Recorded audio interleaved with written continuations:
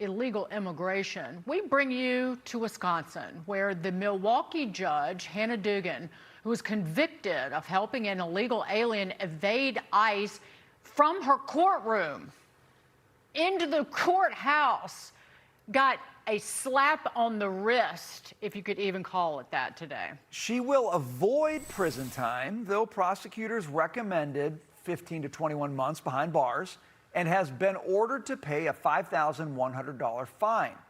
The judge, remorseless when appearing in court today, saying, quote, "I have been cast both as a scofflaw and as a hero. I am neither. I'm a public servant who was just trying to do my job." Joining us now, former Justice Department prosecutor Jim Trusty. Trusty-worthy. Good to see you, Jim. Hey, you too. Equally offensive. Now, Dugan was convicted by a jury.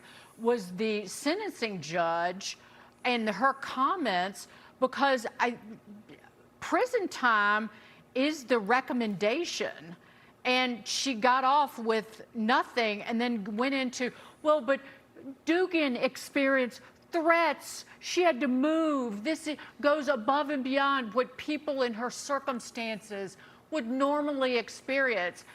Of course, she didn't speak that way, but it was just really absurd.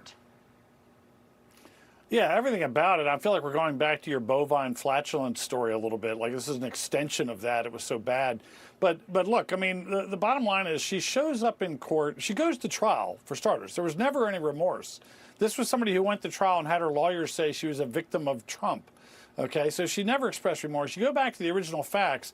She literally went out of her courtroom because she heard that the guy with the domestic violence charge was going to get served with an ICE warrant. So she shooed away all the ICE agents to get them away, but didn't know that she had left 2 undercover ICE agents in the hall. They saw her sneak this defendant with a warrant waiting for him out of a back door. And she goes to trial, and now she's saying, you know, words to the effect of, "I don't like to consider myself a hero." I mean, it is absurd. And if the judge had any sort of, lenity in mind when he started hearing that nonsense from her about, just being a public servant, he should have, rewritten what he was going to do at sentencing.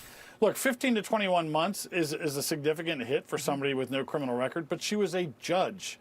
She earned this. She earned it with her continued demeanor today, and she just lucked into a soft judge. And by the way, I don't let the prosecutors off the hook so easily either. They didn't specifically say, give her 18 months, give her 15 months. They just said it was a serious case. So they kind of mailed in their allocution a little bit, and that helped enable this judge, I think.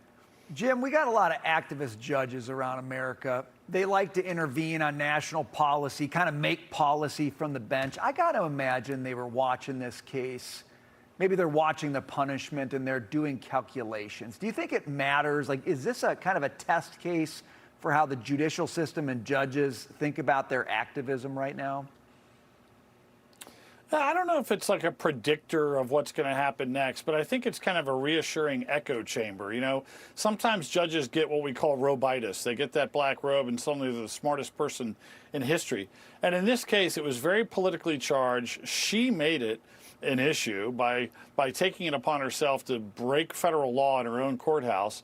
You know, while ICE had even told everyone in the courthouse they were going to do this, they did everything right. She did everything wrong.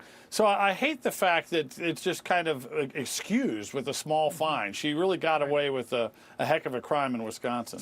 Well, the sentencing judge in the comments today said, well, not saying illegal alien, but the guy still got arrested by ICE. You can't even make it up, Jim Trusty. Thank you so much. Thanks, Great Jim. to see you. Good to see you. I Good should to see be you a guys. sentencing judge. I know, you'd be good at it.